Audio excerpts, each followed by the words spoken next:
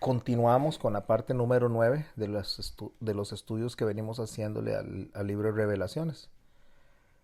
Hoy vamos a hablar de la iglesia en Pérgamo.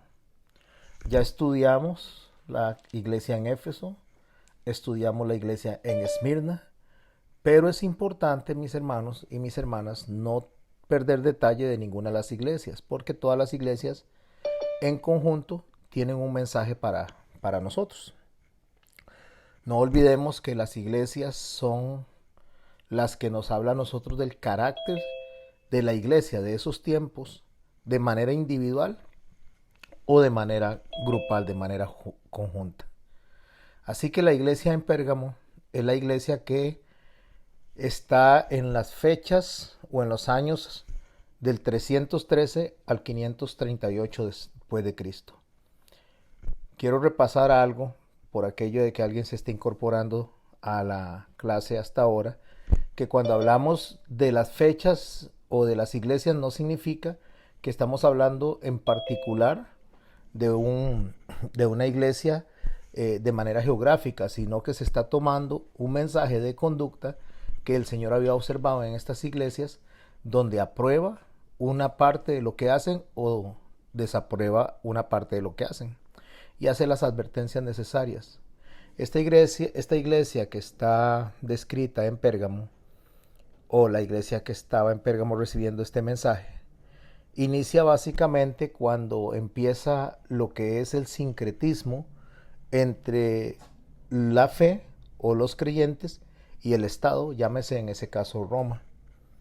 Fue cuando Constantino vino y declaró el edicto de la tolerancia y la iglesia se casa con el Estado, la iglesia se casa con lo que es el imperio romano.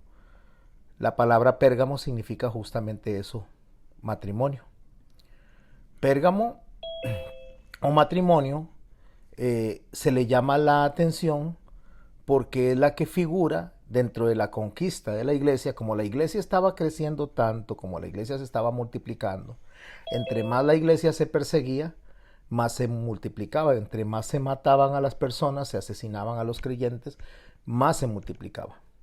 Ya había gente que estaba en puestos cristianos, que estaban participando en puestos del Estado, llámese el Imperio Romano, gente que estaba dentro de las altas esferas de la gente rica, y eso lo vieron los romanos, en el caso específico de Constantino, y él decide unir a la iglesia romana, o mejor dicho, a la iglesia cristiana, con lo que es la iglesia pagana. Porque iglesia, estamos hablando de un conjunto de personas que se reúnen. Esta, este estado y fe que hasta la fecha todavía continúa funcionando, este estado y fe se sincretiza por fines políticos, económicos, militares y de dominio de las personas. Ese matrimonio que se hace inicia ya en el tercer siglo. Y a partir de ese momento, el Señor empieza a hablarle a esa iglesia en Pérgamo. Es la iglesia apostólica que habíamos visto en Éfeso, que había sido perseguida durante bastante tiempo para tratar de eliminarla, y en lugar de eliminarse se multiplicaba, se termina uniendo al Estado en los tiempos de Constantino. Dice la palabra en Apocalipsis capítulo 2, cuando le habla a la iglesia en Pérgamo, le dice: escribe al ángel de la iglesia en Pérgamo, el que tiene la espada aguda de dos filos dice esto. Mis hermanos, es muy importante que le prestemos atención a esta declaración del Señor. El que tiene está hablando de poder, está hablando de control, está hablando de que ya Él es el que está a cargo de la protección de la iglesia. Él murió y Él resucitó, es lo que dijo en el capítulo 1, y que tiene en sus manos tanto los candelabros como los ángeles, hablando del control absoluto que Él tiene sobre su iglesia. Pero dice que tiene una espada aguda de dos filos y declara unas cosas. Quiero hablar de la espada aguda antes de hablar de la declaración. La espada que se está mencionando como espada aguda era una espada que todos conocían porque era una espada romana de ataque. Los soldados romanos utilizaban tres tipos de espada. Una espada muy pequeñita que se le conocía, más que espada era un puñal, un puñalito, que se le conocía como sica. Era justamente lo que los sicarios usaban.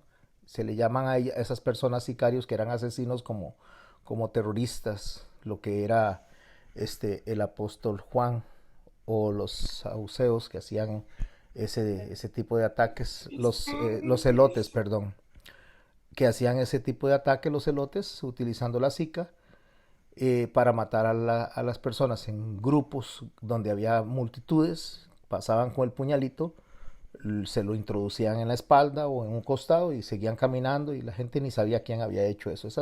Esa también la utilizaban en un costadito los soldados romanos. Después usaban una espada pequeñita que era para pelear de cuerpo a cuerpo. Era una espada tal vez de unos 50 centímetros, una espada cortita. Y estaba la espada larga, la que medía más de 1 metro, 1,50 metros. Esa espada se le conocía como la espada aguda. De 2 filos porque tenía, a diferencia de la otra espada que tenía un canto y tenía un filo para a la hora de atacar, solo de una sola posición cortaba. Esta espada se tomaba de las dos manos, como ustedes han visto, me imagino, en algunas de las películas de guerra de vikingos, y se tiraba hacia un lado y hacia el otro, hacia el frente. Al tener esa distancia no le permitía al enemigo acercarse a una pelea de cuerpo a cuerpo. Esta espada lo que hacía era que cortaba, no importa hacia dónde se tirara, ella iba a cortar. Iba a causar heridas indiferentemente de la forma en que se atacara, y cuando se introducía, entonces ella se iba a penetrar hasta lo más profundo del cuerpo, causando pues heridas muy graves y causando la muerte. El ángel recibe el mensaje de parte de nuestro Señor, donde le dice: el que tiene la espada aguda de 2 filos dice esto. Automáticamente tenemos que pensar en la espada como algo de ataque, no algo de defensa, sino algo que va de frente para eliminar al enemigo. ¿Cómo hago yo para interpretar esto? Bueno, yo me voy a Hebreos, al capítulo 4, al verso 12, que me va a hablar de esa misma espada, pero desde la teología del escritor de Hebreos. Aunque la mayoría de los teólogos consideran que Hebreos no se conoce el autor, otros teólogos coincidimos en que es muy fácil evidenciar el autor, que sería Pablo, o en todo caso tendría que ser una persona muy allegada a Pablo por el lenguaje paulino que tiene toda la carta de Hebreos. Bueno, eso no es tan importante, lo importante es ver y detallar cómo el libro de Hebreos, que es 100% sacerdotal, nos habla a nosotros de la aplicación del sacerdocio de manera de guerra, de materia de batalla. Estoy hablando en la parte espiritual. O sea, cómo es para ir de frente, no es para defenderse, sino para poder vencer al enemigo. Dentro de eso es como escribe el escritor en el capítulo 4, en el verso 12, de la siguiente manera: porque la palabra de Dios es viva y eficaz y más cortante que toda espada de 2 filos. Es la misma mención que se está haciendo allá a la iglesia de Pérgamo, pero sobre la palabra de Dios. A esto le añade: penetra hasta partir el alma y el espíritu, las coyunturas y los tuétanos, y discierne los pensamientos y las intenciones del corazón. Entonces yo, cuando empiezo a estudiar lo que se le está escribiendo a la iglesia en Pérgamo, que le dice que el que tiene la espada aguda de 2 filos dice esto, antes de nosotros venir y estudiar lo que dice, necesitamos entender qué significa que el que está al frente de Juan, indicándole cómo va a librar la batalla con una espada de 2 filos, causándole que ésta penetre, que divida, que parta el alma y el espíritu, que divida en dos las coyunturas y los tuétanos, y que discierna los pensamientos y las intenciones del corazón. ¿Qué significa eso? Porque justamente nos va a dar a nosotros más claridad de lo que se le está diciendo a la iglesia en Pérgamo. Entonces, cuando dice que ella penetra hasta partir, lo que está indicando es que se introduce hasta lo más profundo del ser. Solo imagínense ustedes que tengan al frente a alguien que les ataca con una espada larga, que tiene dos filos y que de frente la introduce en el pecho, en el estómago, y nosotros estuviésemos con una espada cortita, de cuerpo a cuerpo. No vamos a llegar a la otra persona, sino que nos va, antes de acercarnos, nos va a meter la espada dentro del pecho o a causarnos la muerte sin que ni siquiera nos acerquemos. Lo que esto significa de una manera espiritual es que no queda en el alma, aunque se está refiriendo a la parte corporal como una figura, no queda en el alma ningún lugar que no sea expuesto al escrutinio de Dios. Profundiza. La palabra de Dios llega hasta lo más íntimo del ser.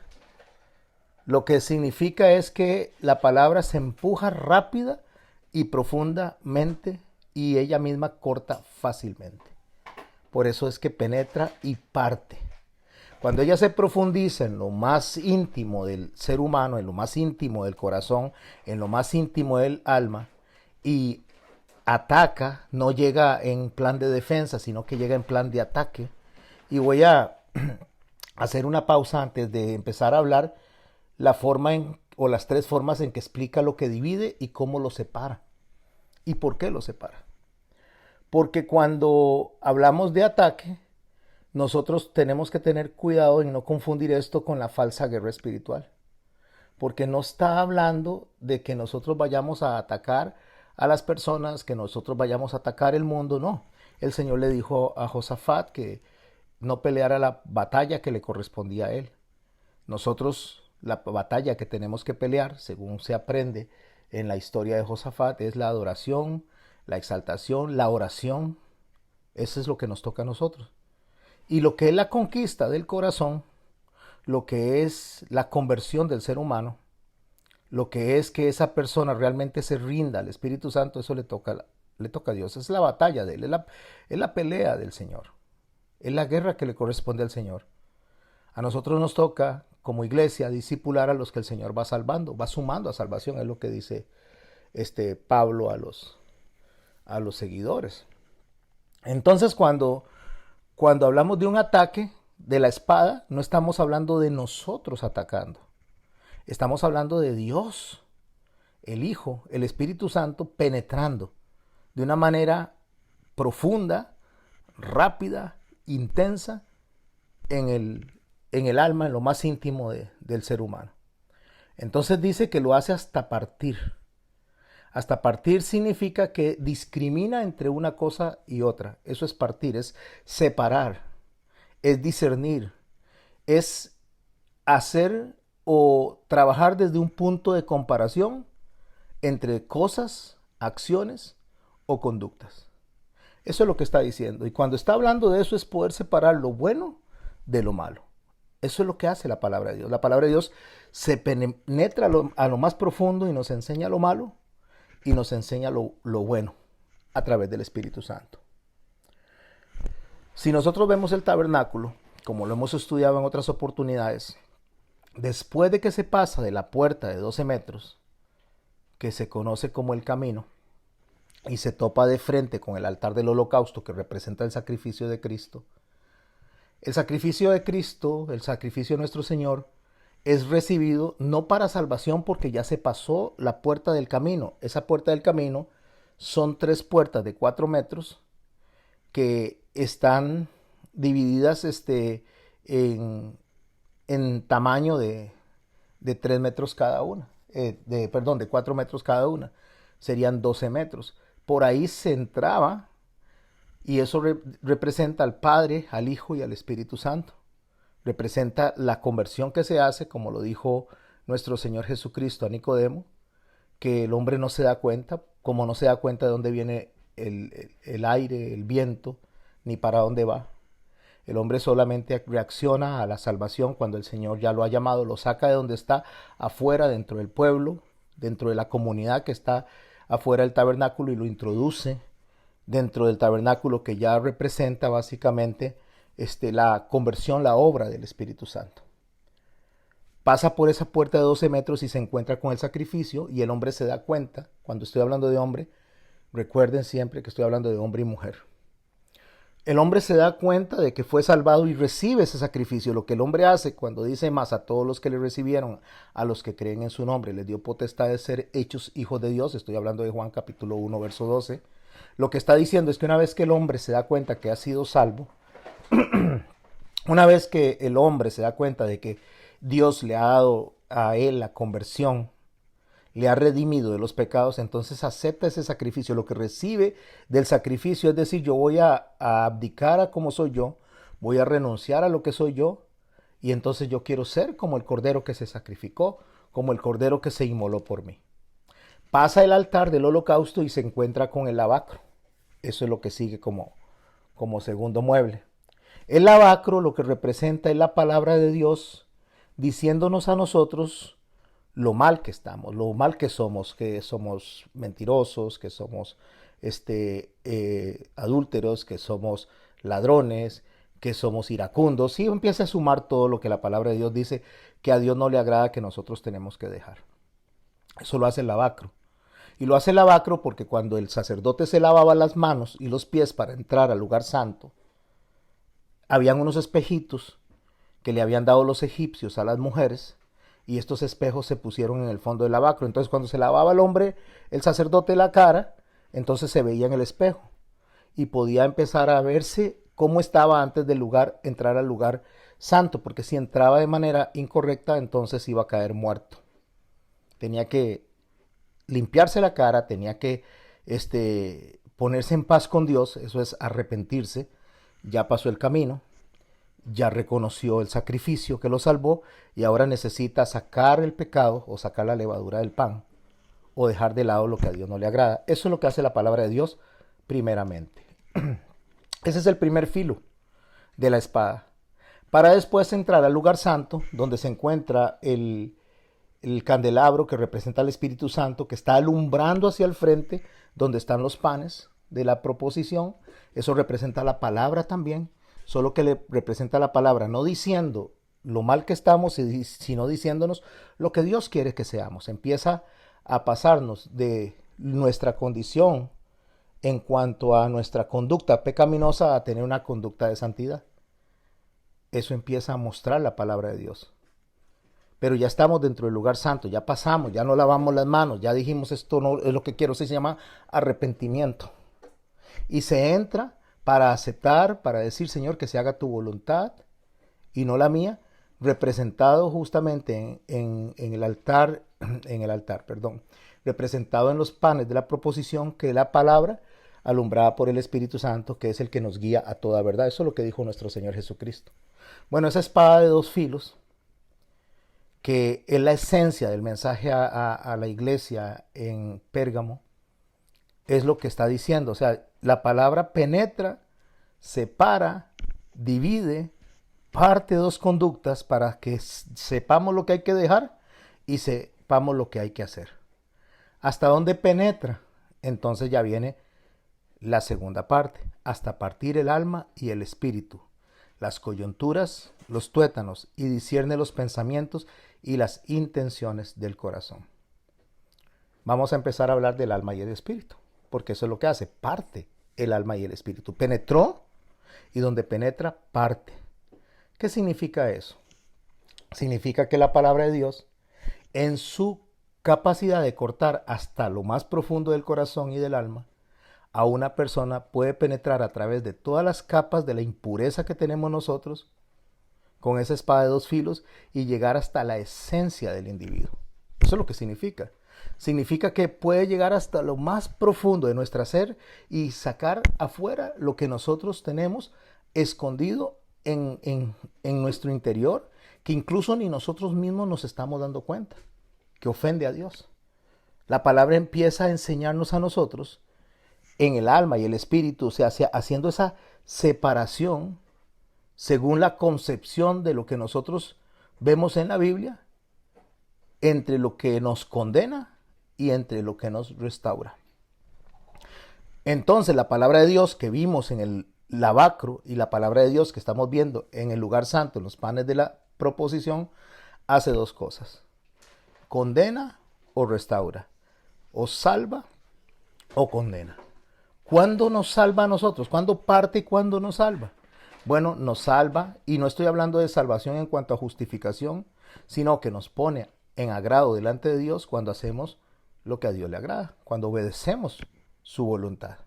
Y nos condena cuando desobedecemos su voluntad, porque al haber sido ya sellados por el Espíritu Santo, haber sido redimidos, lo que nosotros nos pone delante de Dios es un estado de juicio cuando no hacemos lo correcto delante de Dios. Esto es muy importante, mis hermanos, porque una de las cosas que enseña la palabra de Dios es que el juicio empieza por casa.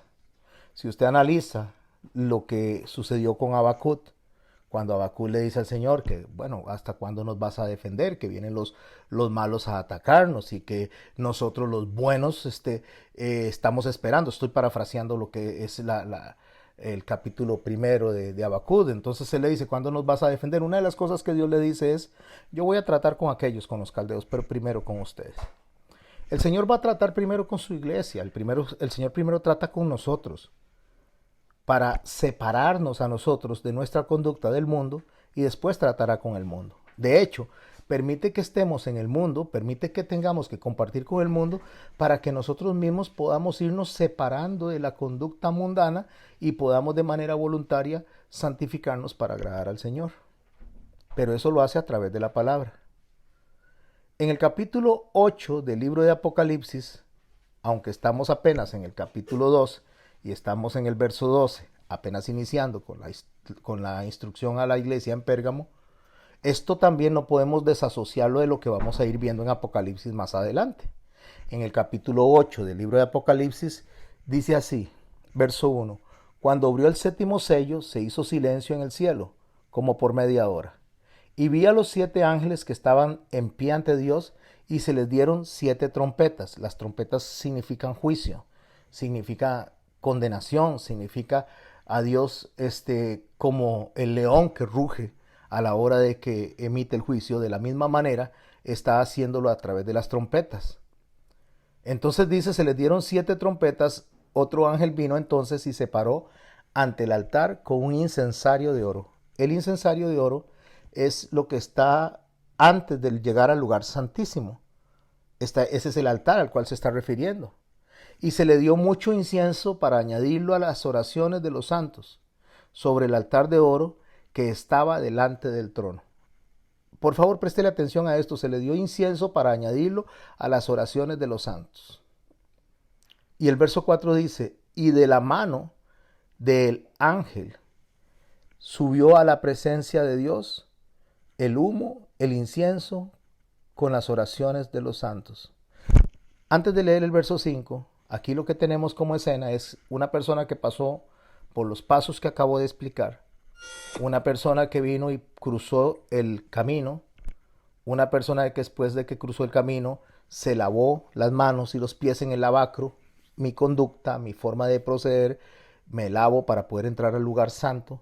Entra al lugar santo a través del Espíritu Santo, aprende lo que a Dios le agrada y está en el altar del incienso, que es a orar. ¿Para qué va a orar ahí? ¿Para qué está orando antes de entrar al lugar santísimo? Está orando, está intercediendo por las personas que vienen atrás. Eso es lo que está haciendo.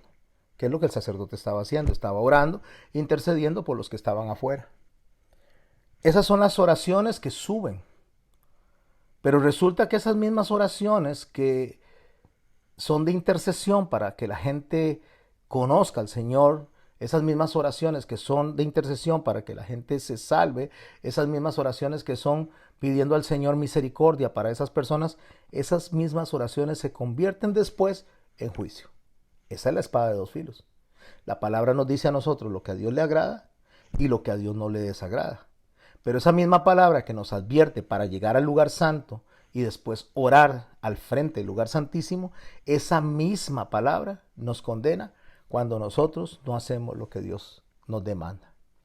El verso 5 por eso dice, y el ángel tomó el incensario, lo llenó de fuego del altar y lo arrojó a la tierra, y hubo truenos y voces, relámpagos y un terremoto. Las mismas oraciones que el ángel estaba recibiendo para intercesión, las mismas oraciones se vuelven ¿en qué? En la tierra, en truenos, voces, relámpagos y un gran terremoto. ¿Qué es lo que sucede? Que las mismas oraciones condenan.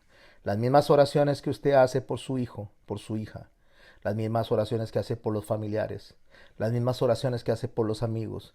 Cuando son rechazadas estas oraciones, cuando son rechazadas estos mensajes, cuando esto mismo se convierte en una espada de dos filos, que lo mismo que hacía para llamarlos al arrepentimiento, una vez que se acaba el tiempo, ya sea porque muera la persona o porque el Señor venga y se lleve a su iglesia, eso mismo se convierte en condena. Eso lo podemos ver también en el Apocalipsis capítulo 17 y por eso es que es necesario que estemos conectados en todas las iglesias y después lleguemos hasta el capítulo 6 donde empieza los juicios sobre la tierra. Ahorita estamos en el capítulo 2, verso 12 apenas. En Apocalipsis 17 dice, verso 1, vino entonces uno de los 7 ángeles que tenían las 7 copas. Está hablando también de juicio. Las copas de la ira, eso es a lo que se conoce como las copas de la ira. Y habló conmigo diciéndome, ven acá y te mostraré la sentencia. ¿Qué va a mostrar? La sentencia. La sentencia, lo que Dios estableció, porque no hubo arrepentimiento, que más adelante lo vamos a ver, que Dios da tiempo para arrepentirse a las personas, a los creyentes inclusive, a todos nos da tiempo de arrepentirnos, pero si no, entonces hay una sentencia. Pero en este caso la sentencia es contra la gran ramera. ¿Qué es una ramera? Una ramera es una prostituta. Una prostituta es la persona que vende su cuerpo por dinero. Entonces, dentro de la parte espiritual, dentro de lo que tiene que ver con la Biblia, una ramera es la que vende el cuerpo, pero ya sería el cuerpo de Cristo por dinero. ¿Qué es lo que estaba pasando en el siglo III? Se estaba sincretizando la fe, el cristianismo y el Estado por poder, por dinero, por asuntos militares, por asuntos de dominio. Ese fue el sincretismo, como les digo, que hasta la fecha se está dando. Y esta ramera, a la cual se refiere, él dice que está sentada sobre muchas aguas. Cuando dice que está sentada sobre muchas aguas, el Imperio Romano estaba todo alrededor del mar Mediterráneo, o sea, todo lo rodeaba. Y entonces, cuando dice sentada sobre muchas aguas, está hablando literalmente del Imperio Romano.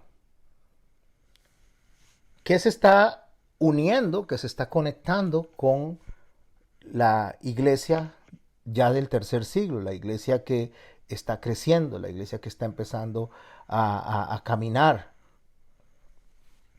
Pero esta iglesia que está empezando a caminar se junta con la ramera y a la ramera se le da una sentencia. Porque dice que esta ramera ha fornicado con reyes de la tierra. Cuando habla de reyes de la tierra está hablando de personas dignatarias, personas que dirigen a otras personas. Y los monarcas de la tierra se han embriagado con el vino de su fornicación. Ahorita vamos a ver lo que es la fornicación. Vamos a hablar primero de lo que la espada hace, hasta dónde penetra, qué es lo que está haciendo. Luego venimos a explicar lo que es la fornicación. Porque aunque se puede tomar, o mucha gente la toma de una manera sexual, realmente no está hablando de sexualidad.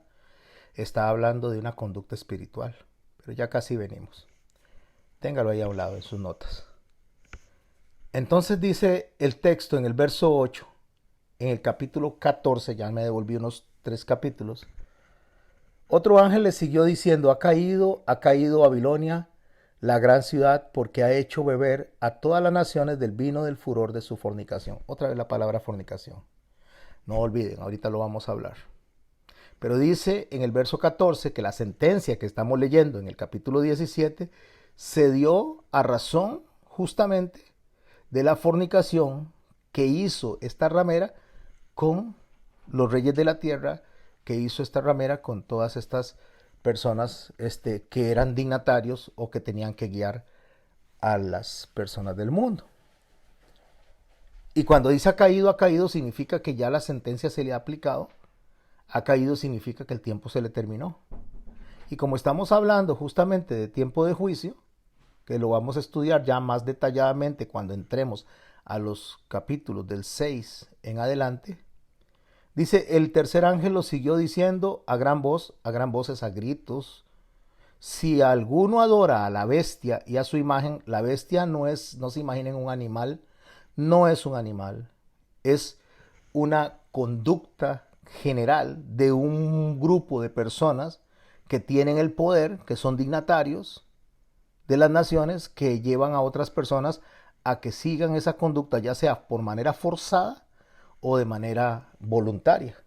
Por eso cuando Daniel está describiendo a las bestias y describe a 4 bestias, que hoy no me voy a profundizar ahí, está hablando de tiempos, de grupos de personas que tienen conductas anti Dios. A eso se le llama la bestia.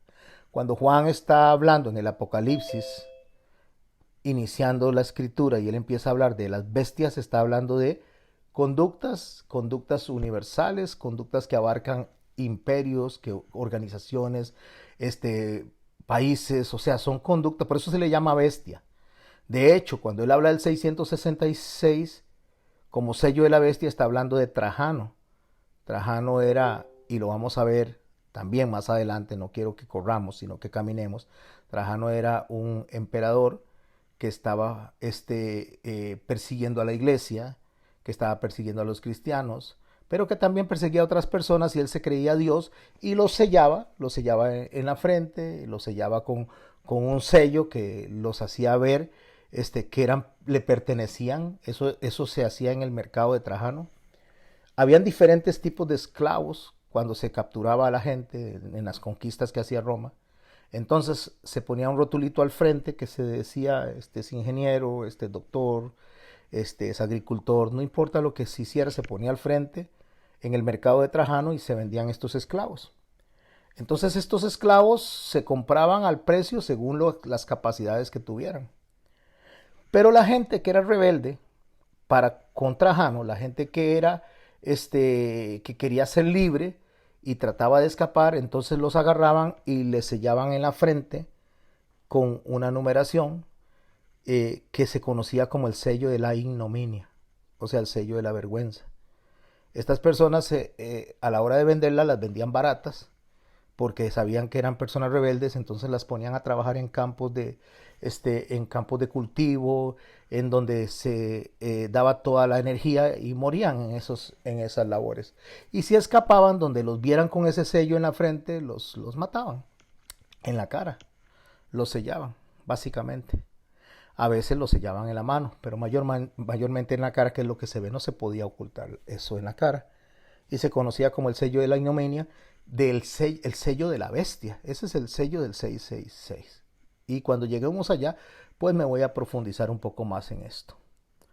Bueno, cuando está hablando de que ha caído Babilonia, que ha caído esta ciudad, que ha hecho beber del furor de la fornicación, y que el ángel está tocando esa gran voz, ahí es donde dice Juan, si alguno adora a la bestia y a su imagen, está hablando de la bestia, está hablando de su conducta, está hablando de lo que pide, y recibe la marca en su frente o en su mano, ya lo expliqué qué es, él también beberá el vino de la ira de Dios. Ok, ahora vamos a preguntarnos, bueno, si Trajano agarraba y forzaba a la gente a sellarse para que no escaparan, o para forzarlos y venderlos barato, entonces estamos hablando aquí de un sello que se hace a la fuerza, ese que está ahí. Pero él dice, el que recibe la marca en la frente y en su mano, él también beberá del vino de la ira de Dios. Resulta que eso sucedía con Trajano a la fuerza. Cuando está escribiendo Juan por la conducta de las personas durante el cautiverio en el cual caían, cuando los romanos se llevaban a todos estos esclavos, era la fuerza. Pero como él se está proyectando a los últimos tiempos, esta conducta, esta aplicación, ya no es una conducta a la fuerza, sino es una conducta de manera voluntaria. Esa es la gravedad de lo que está describiendo Juan en el capítulo 14 de Apocalipsis. Es una conducta voluntaria. La mayoría de la gente hoy en día está pensando en un chip que se lo pongan en la mano, está pensando que un reloj, está pensando que le pongan un chip en la cabeza o que le hagan algo. No, no, no, no. Cuando el sello del último tiempo se está dando, se dio o se dará, yo diría se está dando, porque ya estamos viviendo esos tiempos. Es algo que se hace de manera voluntaria. Cuando yo entiendo lo que está pasando de manera voluntaria en los últimos tiempos, justamente eso.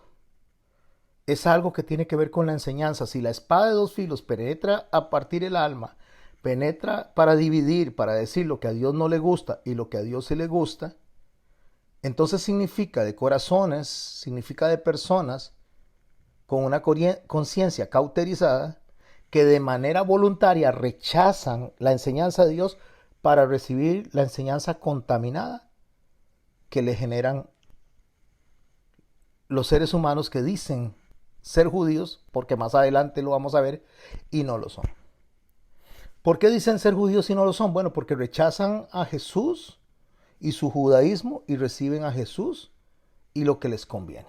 Ahí quien hace la separación, quien mete una espada hacia adelante tratando de cortar, es los que deberían de estar predicando al Jesús correcto. Pablo dice que no vaya a ser que nos encontremos predicando, que no estemos recibiendo a un Jesús que no es el que hemos recibido, el que nos ha sido enseñado. Porque entonces ahí estaría construyéndose un Dios a su manera, y eso es lo que está pasando.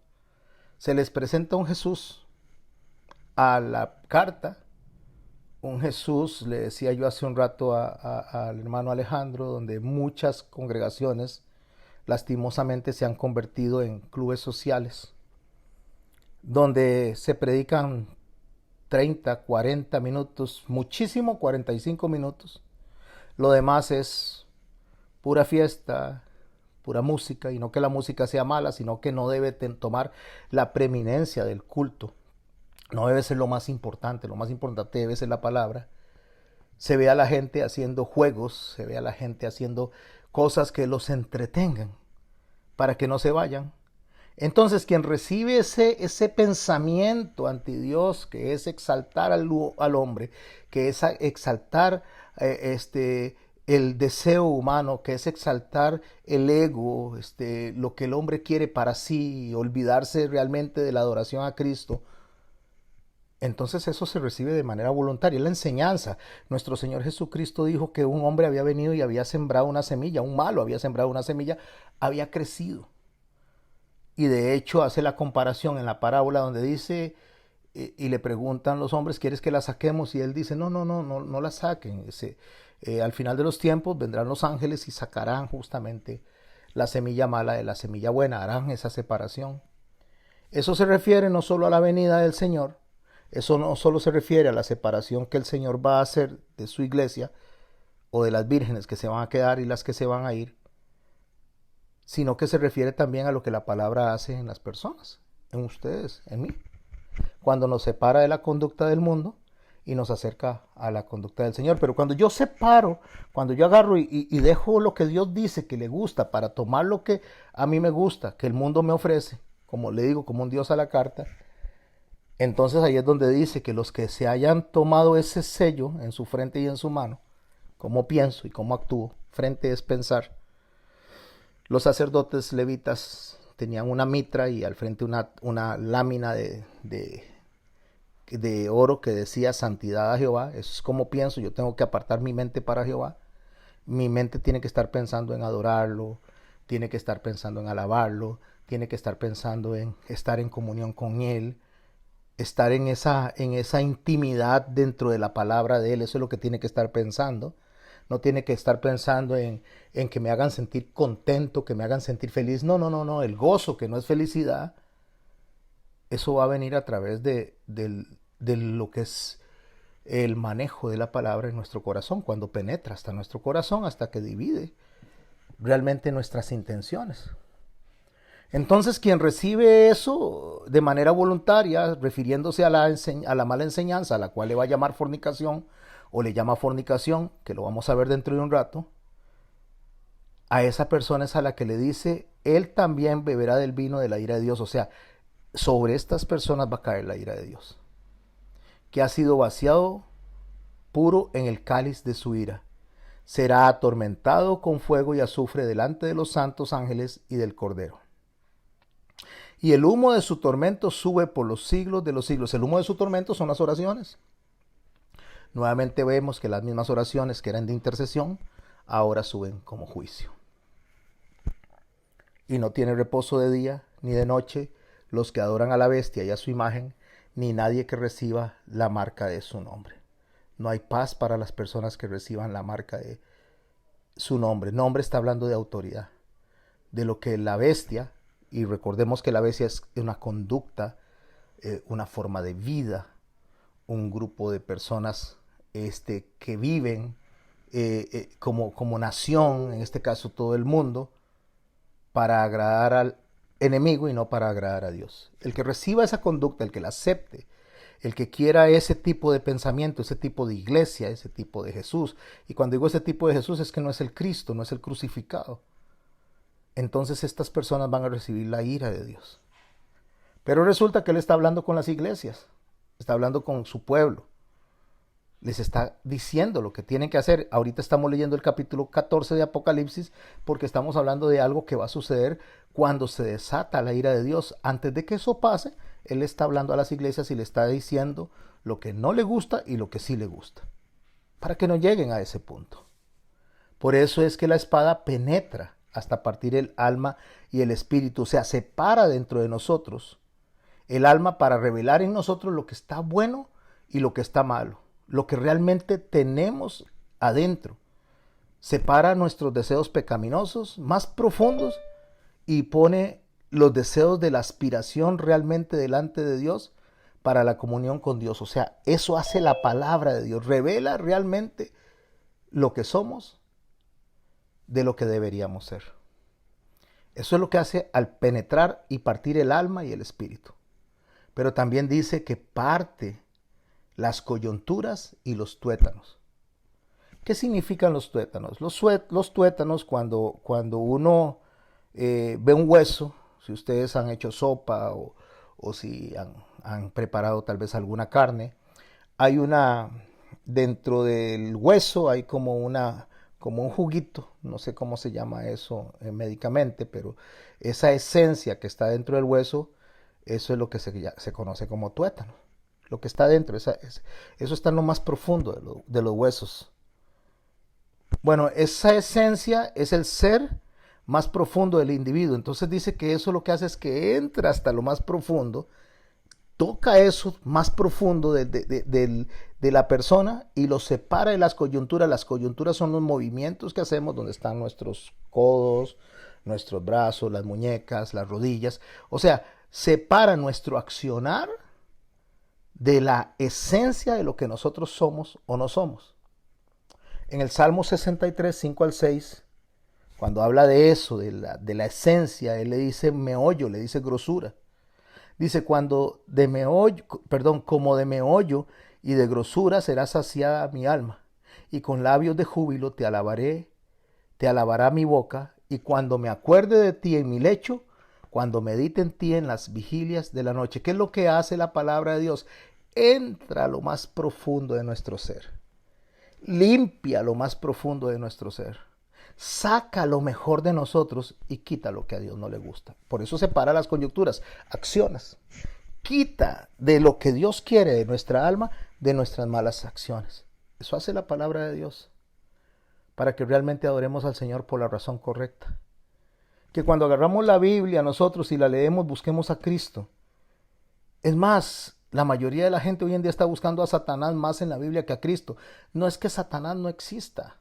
No es que no tengamos que saber que tenemos que cuidarnos de las acechanzas de Satanás, de las maquinaciones de Satanás, pero no a ocuparnos tanto de quién es el anticristo, de quién es Satanás. No, a ocuparnos de lo que Dios quiere, porque yo ocupándome de lo que Dios quiere, dice que Satanás va a huir.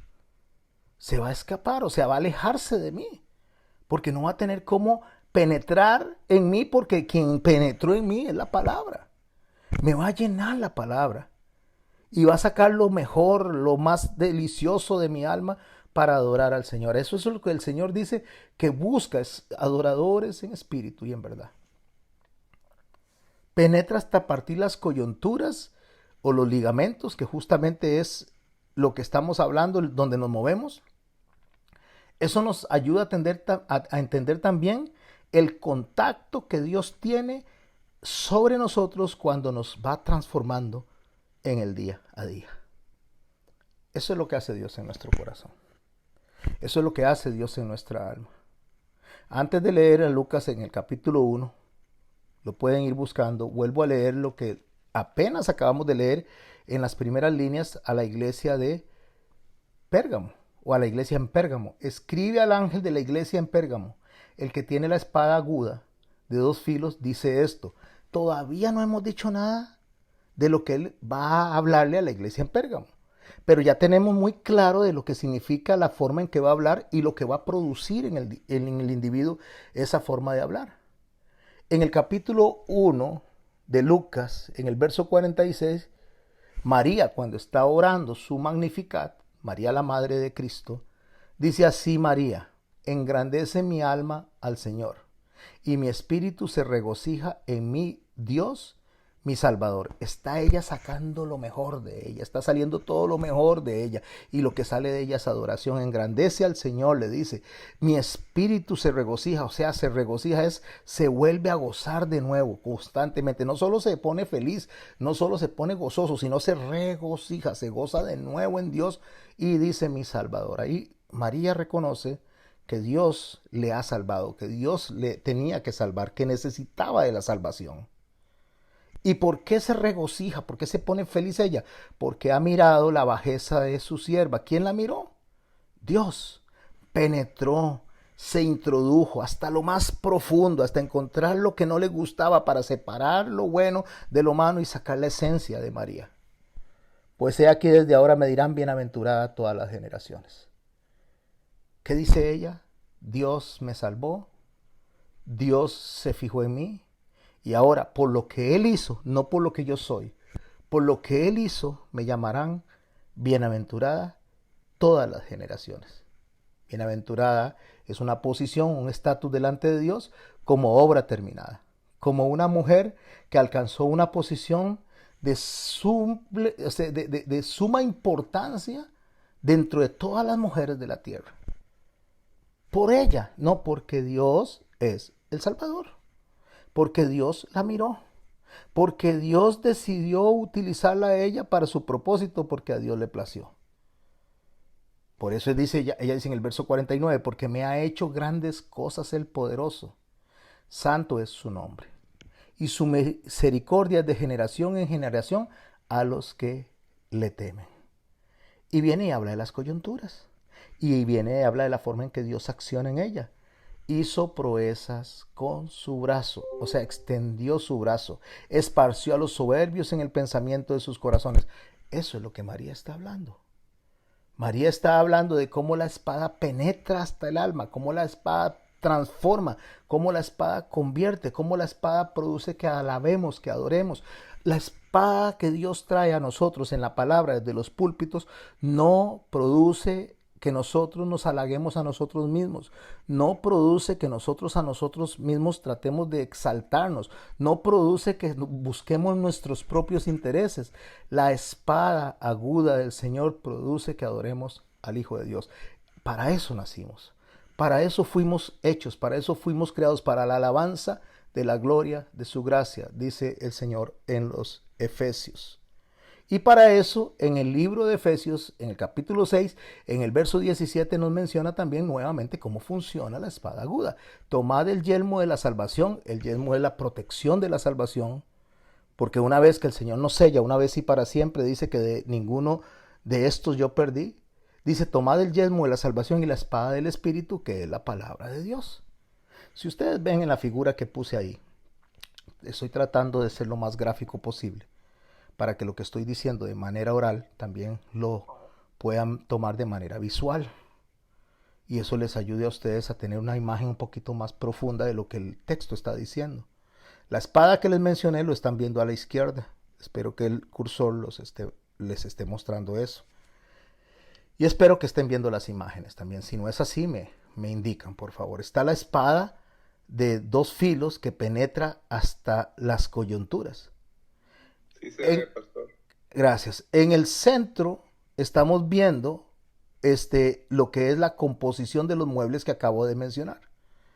Está el altar del holocausto, donde nosotros nos damos cuenta que el sacrificio fue por nosotros, ya pasamos las puertas, eso es salvación, es justificación, se nos caen las vendas y decimos, algo me está pasando, ya no hablo como hablaba, ya no me reúno con las personas que me reunía, ya no compro las cosas que compraba, ya no veo las cosas que veía antes, ya no oigo las cosas que oía, ahora son otras cosas las que me interesan, ahora me gusta compartir con otro tipo de personas, ahora son otras cosas las que me llenan.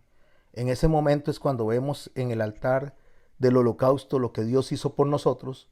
Pasamos al lavacro donde decimos, pero ¿qué no le gusta a mi padre? Yo voy a dejar lo que a él no le gusta. A él no le gusta la mentira, a él no le gusta la fornicación, a él no le gusta el adulterio, a él no le gusta la difamación, a él no le gusta el orgullo, a él no le gusta el enojo, a él no le gusta la desobediencia a los padres, a él no le gusta la deshonra, y empiece a sumar todo lo que no le gusta y lo vamos dejando acá.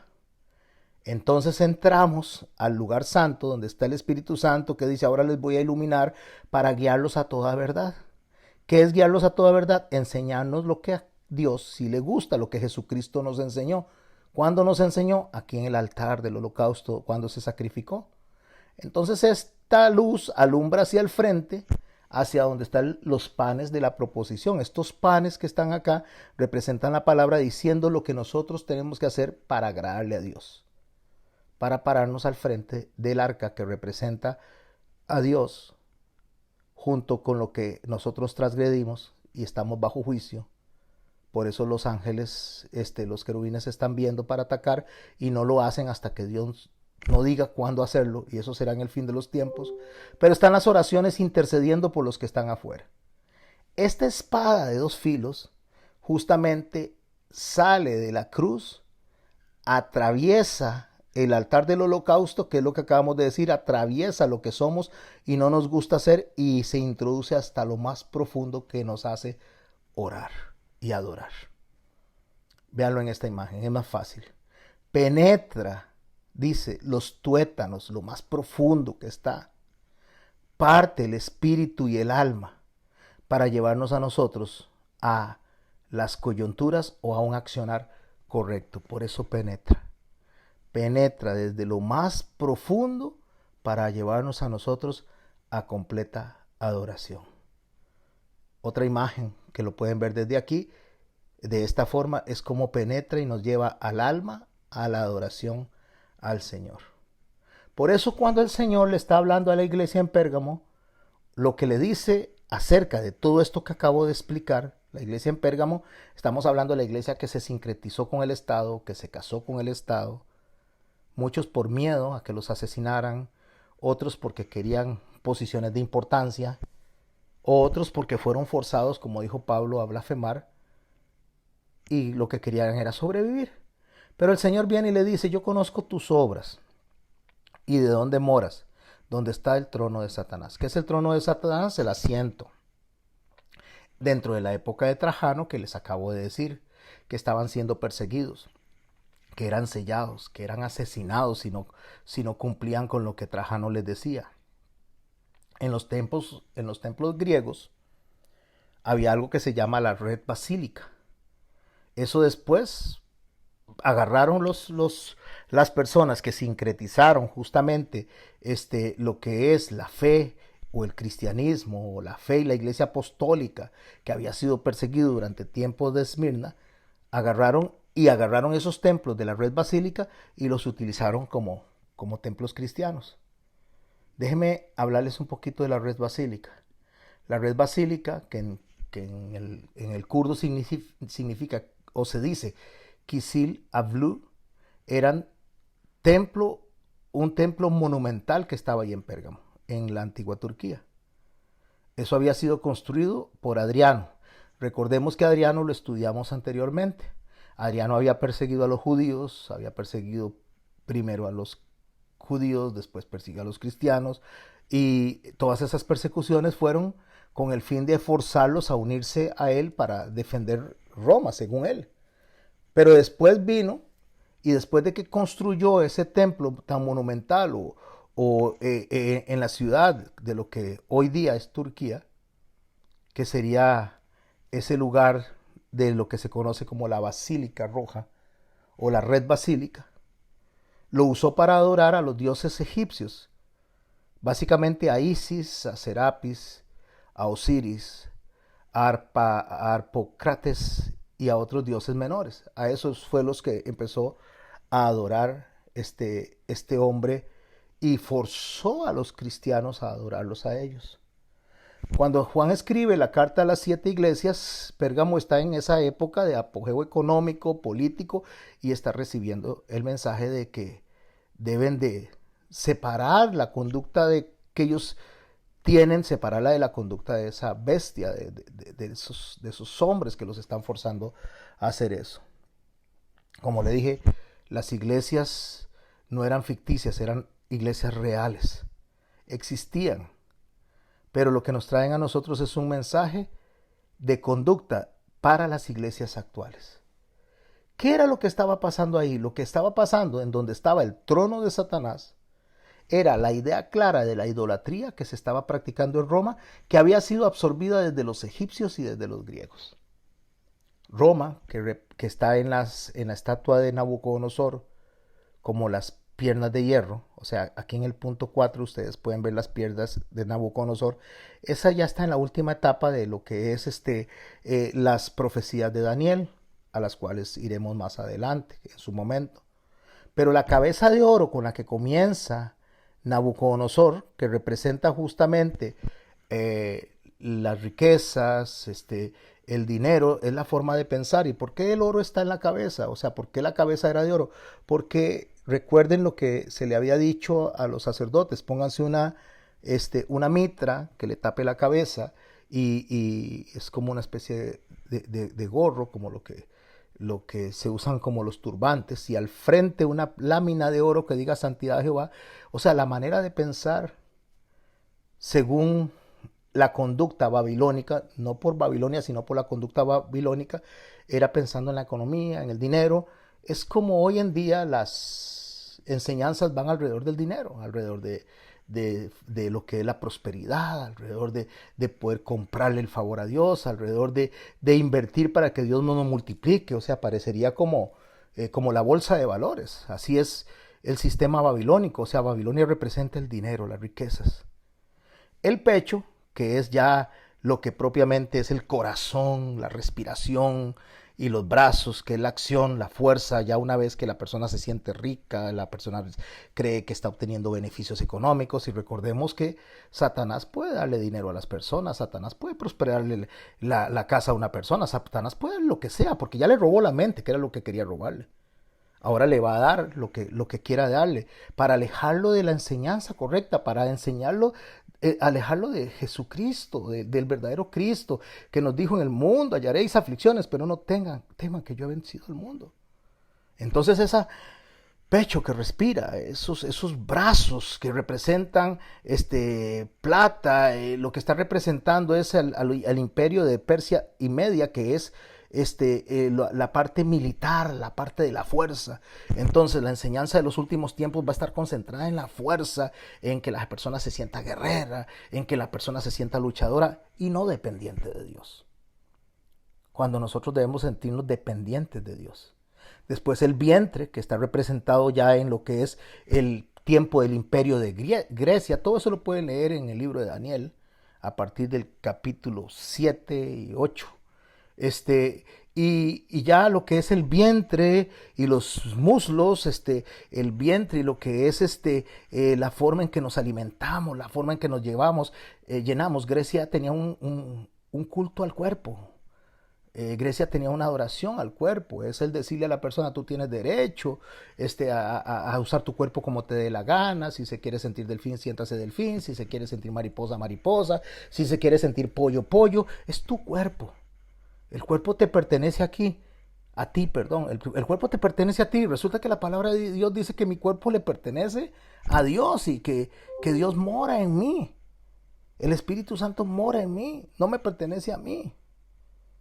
Esa es la enseñanza tercera. Y la cuarta, que es la que estamos ahorita viendo, que es Roma, en sincretismo con Pérgamo.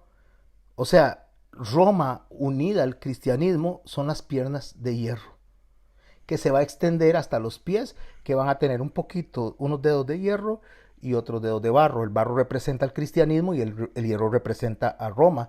O sea, cristianismo y paganismo, cristianismo e idolatría, iglesia y Estado, iglesia y política. Pues el juicio que vamos a ver nosotros más adelante en Apocalipsis es cuando la piedra va a quebrar esa estatua y la va a convertir en pedazos, que eso es Jesucristo. Bueno, eso es sentarse en el trono de Satanás. Sentarse en el trono de Satanás es sentarse en toda esa obra que durante muchos años, durante 5.000 años, casi 6.000 años, ha hecho Satanás en el mundo. Entonces a esa iglesia es a la que le está diciendo: escribe al ángel de la iglesia en Pérgamo, el que tiene la espada aguda de 2 filos, dice esto. ¿Qué le dice? Yo conozco tus obras y dónde moras, donde está el trono de Satanás, pero tienes mi nombre y no has negado mi fe. Esto quiero hacer una pausa y por eso lo puse en rojo. Pero tienes mi nombre y no has negado mi fe. Nombre es autoridad, nombre es Hashem, es la palabra correcta, el nombre. Eso está hablando de la autoridad. Él dijo: yo tengo toda potestad en los cielos, yo tengo potestad en la tierra y tengo potestad debajo de la tierra. Cuando él dice mi nombre, no has negado mi nombre, no has negado mi autoridad. Si nosotros estudiamos a la iglesia que se sincretizó, a la iglesia que se sincretizó con el Estado, con lo que es Roma, esa iglesia que se dice que es apostólica porque lógicamente viene de Éfeso, de los tiempos de Esmirna, de la persecución, y termina uniéndose al sistema romano, esa iglesia apostólica y romana, ahí está la iglesia apostólica y romana. Esa iglesia universal que se une, que empieza a funcionar a partir del siglo III por disposición de Constantino, esa iglesia hasta el día de hoy tiene algo que Dios rescata. Así que, mis hermanos, los evangélicos deberían dejar de estar mandando al infierno a los católicos, y los católicos deberían dejar de mandar al infierno a los evangélicos. O los evangélicos de estar dejando de mandar al infierno a los evangélicos que no son de la misma parte evangélica de ellos. Porque al final el Señor dijo que Él tenía muchos rebaños. Y como lo aprendimos en las primeras 2 charlas, Él va a sacar de todo el mundo, va a salvar gente, indiferentemente de donde sea geográficamente o de donde se encuentre, porque la salvación es de Jehová. Pero lo que tiene esta iglesia sincretizada, a la cual Él está llamando la atención, le está diciendo que está sentada en las enseñanzas de Satanás, en el trono de Satanás, lo que se construyó con el paso del tiempo, desde Egipto hasta ese momento. Le dice: retienes mi nombre y no has negado mi fe. Retener el nombre y no negar mi fe es que esa iglesia romana dice que Jesús es Dios, que Jesús es el Hijo de Dios, que Jesús es trino y que es el Salvador. Eso lo sigue diciendo hasta ahora. Vamos a dejar de lado las cosas que se infiltraron, la semilla mala que está ahí, pero esa parte en esencia, ese punto tan importantísimo, el Señor dice: retienes mi nombre y no has negado mi fe. Y eso está en todo el mundo, donde quiera que usted vaya. Dejemos de lado los santos, dejemos de lado las estatuas, dejemos de lado todos esos desfiles, esas caravanas, esas procesiones, dejemos de lado eso y concentrémonos en lo que el libro de Apocalipsis, en el capítulo 4, nos está llamando la atención. No importa dónde está esta iglesia sincretizada, siempre mantiene mi nombre. O sea, dice que Jesús es Hijo de Dios y que Jesús es Dios. Lo reconoce como parte de la Trinidad. Entonces le dice: tienes mi nombre y no has negado mi fe. Y ni aun en los días en que Antipas, mi testigo fiel, fue muerto entre vosotros, donde mora Satanás. Ya sabemos que donde mora Satanás es ese lugar que se sienta alrededor de las aguas, donde el imperio romano tenía todo el poder. Entonces ahí habla de un hombre que se llamaba Antipas. Pero como le digo, ya expliqué qué es retener el nombre del Señor. Voy a leer lo que se conoce como la oración de Niceno en lo que es en Constantinopla, o sea, lo que fue considerado el concilio de Niceno. Y por favor preste atención a esta oración. Es una oración dentro de una iglesia idólatra, de una iglesia que ha hecho muchas cosas incorrectas, pero esto es lo que está hablando justamente la carta de Apocalipsis cuando dice, has guardado mi nombre. Escuche lo que dice la oración de Niceno en Constantinopolitano. Creo en un solo Dios, Padre Todopoderoso, Creador del cielo y de la tierra, y de todo lo visible y lo invisible. Creo en un solo Señor Jesucristo, Hijo único de Dios, nacido del Padre antes de todos los siglos. Dios de Dios, luz de luz, Dios del verdadero, Dios verdadero de Dios verdadero, engendrado y no creado, de la misma naturaleza del Padre, por quien todo fue hecho, que por nosotros los hombres y por nuestra salvación, bajo el cielo y por obra del Espíritu Santo se encarnó de María la Virgen, y se hizo hombre, y por nuestra causa fue crucificado en tiempos de Poncio Pilato, padeció y fue sepultado y resucitó al tercer día según las Escrituras, y subió al cielo y está sentado a la derecha del Padre, y de nuevo vendrá con gloria para juzgar a vivos y a muertos, y no tendrá fin. Eso es retener el nombre. Eso es lo que está reconociéndole a la iglesia en Pérgamo, a la sincretizada, le está diciendo, eso usted lo está guardando. Eso lo ha mantenido.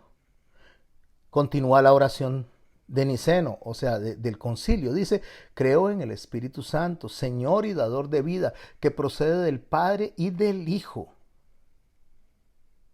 que con el Padre y el Hijo recibe una misma adoración y gloria, y que habló por los profetas.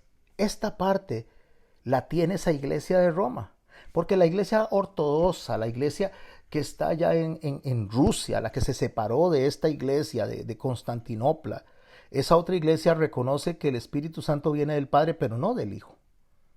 Y ellos se separaron. Después se separan los arminianos, los que no consideran que la Trinidad exista. Pero esta iglesia romana, esta iglesia a la cual él está llamando la atención y le está diciendo que guarda su nombre, retiene mi nombre, le dice, creo, o sea, ellos dicen, el concilio dice, creo en el Espíritu Santo, Señor y dador de vida, que procede del Padre y del Hijo. Has guardado mi nombre, es lo que le está diciendo, retienes mi nombre. Que con el Padre y el Hijo recibe la misma adoración y gloria, los está poniendo al mismo nivel, la esencia de Dios, está viéndolos como la Trinidad, como Elohim, y que hablaron por medio de los profetas. Eso es lo que el concilio de Nicena está diciendo. Creo en una iglesia que es una, santa, católica y apostólica. Santa se refiere a apartada, católica es universal y apostólica que nació en la enseñanza de aquellos judíos que Dios al principio empezó a enseñar, aquellos 12 judíos de la cual es la iglesia de Éfeso que empieza a nacer. Confieso que hay un solo bautismo para el perdón de los pecados, un solo bautismo, no está hablando de la cantidad en cuanto a 1, 2 y 3, sino de la autoridad que representa al bautismo, que es el llamado del Señor al arrepentimiento. Espero la resurrección de los muertos y la vida del mundo futuro. Amén. Eso es justamente lo que dice, retienes mi nombre. Pero cuando dice, ni en los días de Antipas, mi testigo fiel que fue muerto entre vosotros, Antipas, según la tradición de la iglesia ortodoxa oriental, ya estamos hablando de aquellos que no creen que el Espíritu Santo viene del Hijo y solamente viene del Padre. Nosotros, mis hermanos, no tenemos que ver todo lo negativo de los lugares, también tenemos que ver lo que guardan, la esencia que guardan. Y esta iglesia ortodoxa oriental es donde Juan vino y ordena, antes de que se descompusiera, esta iglesia que viene de Antioquía, antes de que se descompusiera, él nombra un obispo en Pérgamo que se llamaba justamente Antipas. Durante el reinado de Domiciano, antes de Trajano. Pero la tradición dice que él fue martirizado en el año 92, incluso antes de escribir el Apocalipsis, por eso lo habla en pasado, que lo quemaron dentro de un toro, lo metieron y lo hirvieron, como quien hierve huevos duros dentro del toro, como quien hierve una sopa, así lo cocinaron. Entonces durante ese martirio él nunca negó a Cristo, entonces por eso está hablando de que aún en esa persecución Antipas dice, no negó a Cristo. Por eso es que aunque no está en el libro de Hebreos, el Señor lo está reconociendo en Apocalipsis, lo pone en esa importancia de hombres reconocidos que murieron por Cristo. Donde mora Satanás, como les dije, es alrededor. Esto que están viendo ahí es Roma, todo esto. El agua está en el centro, en el puro centro de Roma, ahí está Italia, y en el centro de Italia está el Vaticano, porque hasta la fecha se ha mantenido. Es el cachito que se ha mantenido en el tiempo, lo pueden leer en el libro de Daniel. Después lo vamos a abordar todo esto, eso es Roma. En el capítulo 17 de Apocalipsis fue lo que leímos. Entonces vino uno de los 7 ángeles que tenían 7 copas. Habló conmigo diciéndome, ven acá y te mostraré la sentencia contra la gran ramera, la que está sentada sobre muchas aguas. Esto es lo que está explicando él, esto es lo que está representando. La cual ha fornicado con muchos reyes. Aquí lo agrando un poquito. Aquí pueden ver en verde todo el imperio romano, sentada sobre muchas aguas, es en el mar Mediterráneo. Controlaba todo lo que era el trasiego económico. Después de que le llama la atención, volvemos a Pérgamo, en el capítulo 2, ya casi terminamos para que podamos charlar alrededor de esto. Pero tengo unas pocas cosas contra ti, que retienes a los que retienen la doctrina de Balaam, que enseñaba a Balac a poner tropiezo ante los hijos de Israel, a comer cosas sacrificadas a los ídolos y a cometer fornicación. ¿Qué era lo que hacía Balaam? Balaam lo que hacía era que le decía al rey cómo tenía que actuar los hombres para desagradar a Dios, para que entonces Dios los castigara. Lo que él quería, lo que el rey quería era maldecir a Israel, pero Dios no le permitía al profeta, digamos, Balaam no le permitía al profeta Balaam que lo maldijera. Entonces Balaam le dice a Balac lo que tiene que hacer para que este pueblo sea maldito, para que pueda ser maldecido por Dios, cómo desviarlos del camino. Entonces la doctrina de Balaam son las personas que están predicando, las personas que están enseñando con una enseñanza adulterada, cocinada la enseñanza. Si lo pueden ir a estudiar al libro de Ezequiel, les recomiendo que vean la prédica que hice el domingo pasado, que se llama El mejor pan. Por favor, métase ahí, escúchenla, porque ahí es donde le dice él a Ezequiel, cocina con excremento humano lo que es el pan, el trigo, lo que es la cebada, lo que son los cereales, consíguelos con excremento. Y él dice, no, yo no los quiero con excremento, ¿cómo voy a hacer eso? Y le dice, bueno, con excremento no, pero hágalo entonces con boñiga. Lo que hace justamente el Señor es decirle a Ezequiel lo desagradable que es para él lo que los profetas andan enseñando. Porque mientras que él a través de Ezequiel le dijo que iban a tener que ir en cautiverio, que iba a ser destruir el templo, que él había decidido eso, los profetas decían que no iba a pasar nada de eso, que iban a estar prósperos, que les iba a ir re bien. Entonces le dice, eso es una enseñanza cocinada con excremento, eso es caca. No me gusta que enseñen mi palabra con caca, que la cocinen con caca. Eso es lo que está enseñando él. Eso es porneia, eso es la fornicación, eso es mezclar la palabra. Eso es lo que no me gusta, dice. Ahí está gente enseñando mi palabra adulterada, cocinada con excremento. Y eso es asqueroso.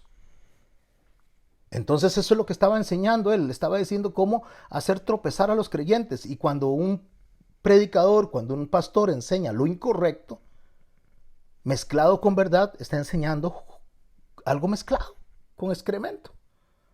Es lo mismo que porneia. O sea, la porneia básicamente era el nombre de un arco, como ese que están viendo en la foto, donde se paraban las prostitutas abajo para cuando los hombres pasaban, entonces los conquistaban, le pagaban dinero y iban y tenían relaciones sexuales adentro del salón.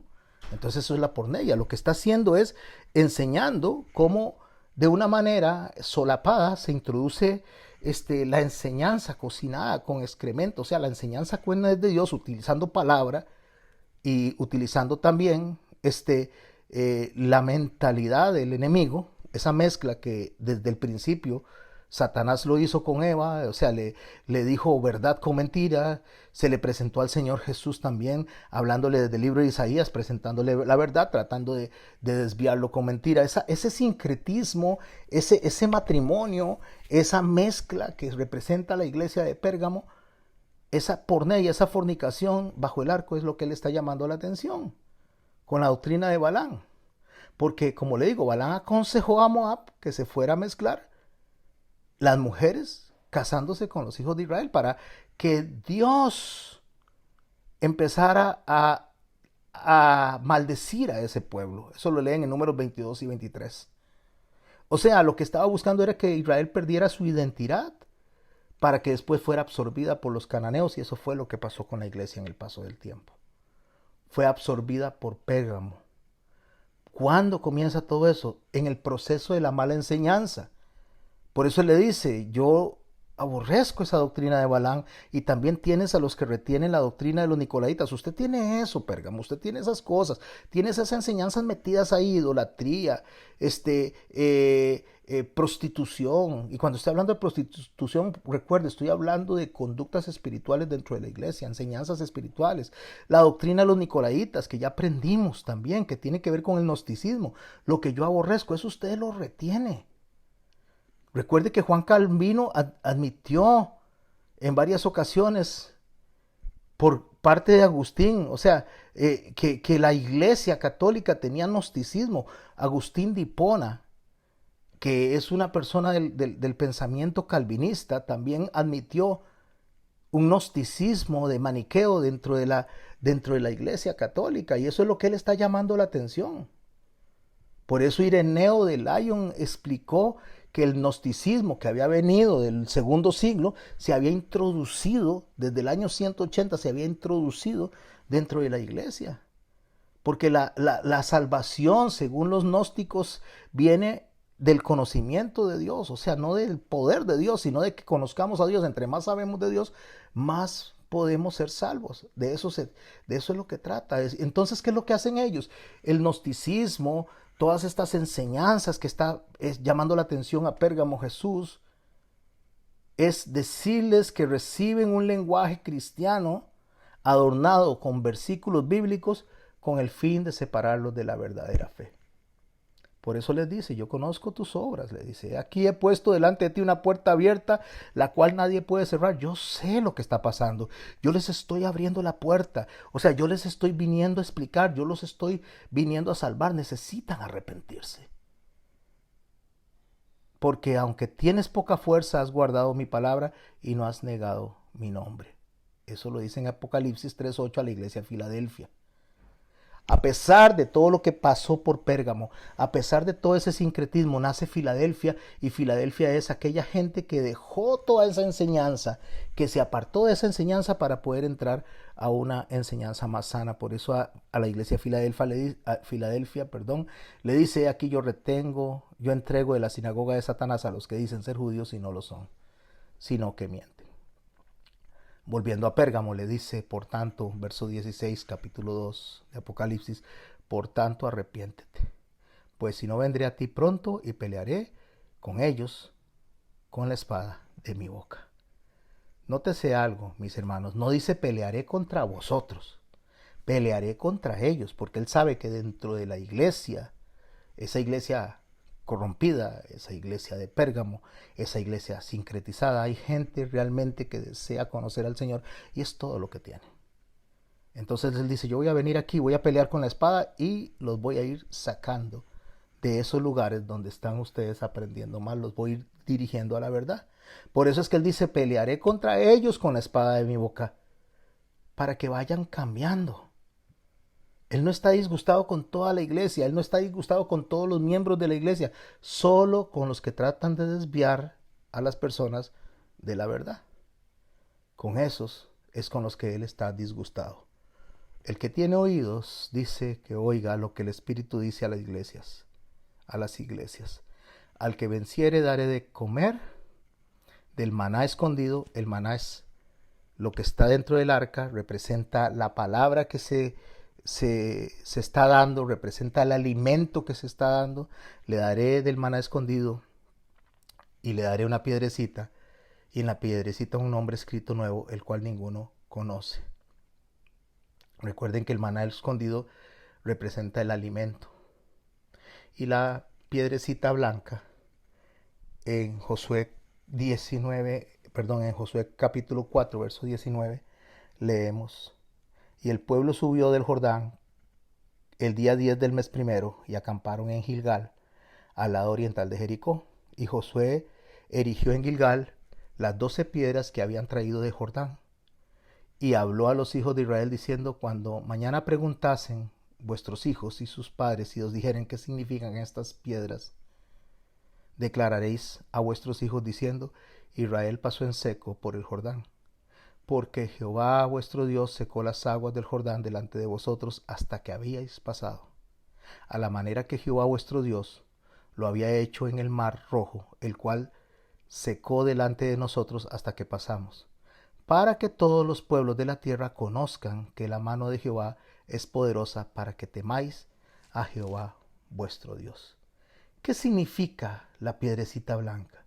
La piedrecita blanca significa las personas que Dios va sacando de todos esos lugares de error para demostrar que Él es poderoso y que Él salva de cualquier lugar, de cualquier país, de cualquier religión. El Señor viene y transforma a la gente. Se le presenta a un judío ortodoxo, se le presenta a un musulmán. En el Corán está mencionado Jesús 28 veces, más que el mismo escritor del Corán, más que el mismo Mahoma. Y el Señor viene y puede llegar a África, puede llegar a donde las personas nadie les ha llegado a predicar, porque el Espíritu Santo no tiene limitación ni de espacio ni de tiempo. Dios no necesita de usted y de mí para salvar a las personas. Dios lo que quiere es que usted y yo, una vez que han sido salvos, les prediquemos el Evangelio, que significa enseñarles por qué fueron salvos, porque el Señor puede salvar a las personas sin necesidad de nosotros. Él es Dios. ¿Por qué? Porque Él tiene todo el conocimiento, porque Él sabe lo que al final cuenta para nosotros y para Él. Por eso en el capítulo 19 de Apocalipsis, y cierro con esto, el Señor le dice al ángel, o el ángel dice así: escribe, bienaventurados son los que son llamados a las cenas de las bodas del Cordero. Y me dijo: estas son las palabras verdaderas de Dios. Aquí terminamos esta clase. La otra semana, el otro lunes vamos a ver a Tiatira, pero ahora vamos a hablar alrededor de la clase. Vamos a hablar alrededor de la clase porque es muy importante poder reconocer que lo que Dios está haciendo, mis amados y mis amadas hermanas, a través de Apocalipsis, no es asustándonos, sino dándonos una enseñanza tan rica, llena de misericordia, llena de salvación, llena de Cristo, que no es para asustarnos, sino para decirnos: eso pasó allá, ahora están pasando otras cosas, pero no se preocupen, no tengan miedo, porque yo estoy con ustedes. Si ustedes creen que aquella persona está sumamente equivocada y está en el lugar equivocado, usted dedíquese a adorarme, ore, estudie, prepárese, entrégueme su vida y yo me encargo de aquel. Y cuando aquel ya yo me haya encargado, yo se lo voy a mandar a usted, para que cuando usted esté listo lo pueda enseñar, para que después le enseñe a otro y después otro enseñe a otro. Y eso es lo que el Señor dice que nosotros tenemos que hacer como la gran comisión: ir por todo el mundo a predicar el Evangelio haciendo discípulos. No dice vayan por todo el mundo salvando gente. Yo los salvo, dice el Señor. Yo se los mando a ustedes. Los voy a ir sacando de todo lado, porque les voy a dar una piedrecita blanca que representa justamente el testimonio, lo mismo que Josué para las naciones, que cuando la gente pasaba y preguntaba: ¿qué me pasó? Es que Dios los sacó de Egipto, los pasó por el Mar Rojo, los protegió en el desierto, les enseñó, los maduró para meterlos a la tierra prometida.